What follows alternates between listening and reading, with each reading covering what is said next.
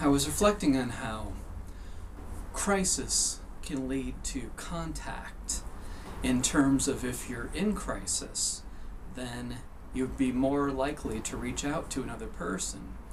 And if you know people who are in crisis, that they might be more willing to reach out to you. A lot of our interactions are very, by the book in our world, in terms of you say something, you know what to expect, and then you say something back and you know what to expect. And in crisis, there is an intensity. So consciously, we don't want to be in crisis, and we don't want people in our life to be in crisis, but we also crave authenticity. I believe that authenticity and a desire for true contact is a big part of why we're here.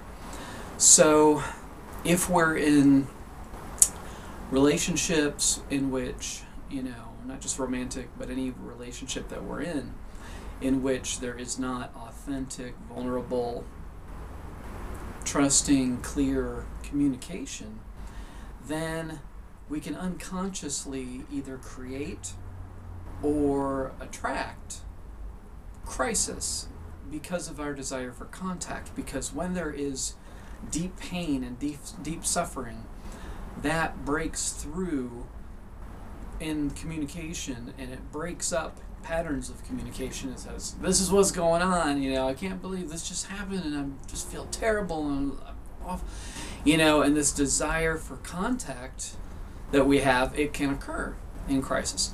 And in my family growing up, I know that there was not much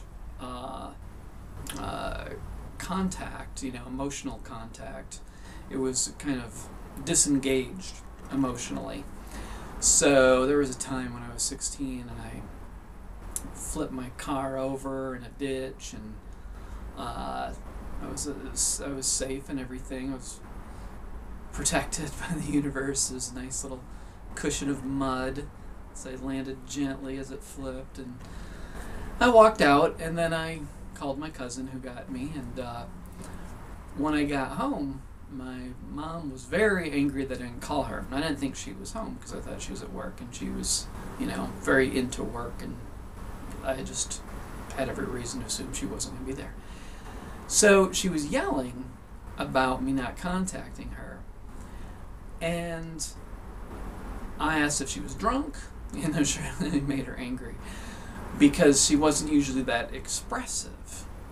And there was a realness to the interaction where I felt, like I was being honest, and she was honest in her anger, and she wasn't aware of her maybe projected guilt or whatever, but there was an authenticity to that interaction.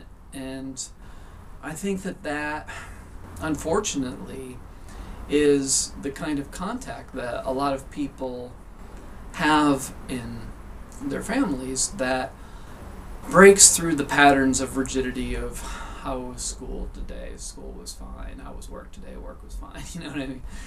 And so the way that we can perhaps on an energetic level avoid crises in our life is to remain authentic in our interactions in an ongoing basis, because we can get that need met of, real connection with another human being without crisis.